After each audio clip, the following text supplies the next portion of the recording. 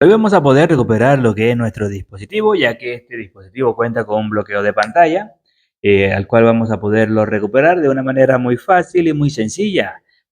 Lo primero que vamos a hacer es presionar el botón de encendido, botón de volumen abajo al mismo tiempo, mientras tocamos la pantalla hasta el dispositivo que reinicie.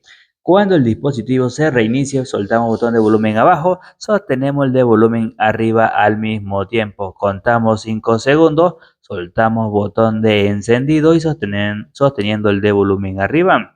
Y así vamos a poder entrar al modo recovery. Le damos donde dice Wipe Data. Con encendido seleccionamos, bajamos, con encendido seleccionamos nuevamente, bajamos y con encendidos confirmamos. ¿Qué quiere decir? Vamos a restablecer nuestro dispositivo, todo lo que tengamos se perderá.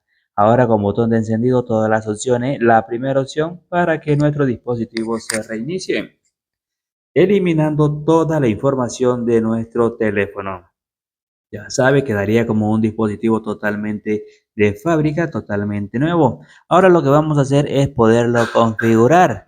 Vamos a poderlo configurar, pero digamos si te queda con la cuenta de Google, con la cuenta de seguridad, en la descripción del video y en los comentarios tenemos método para poderlo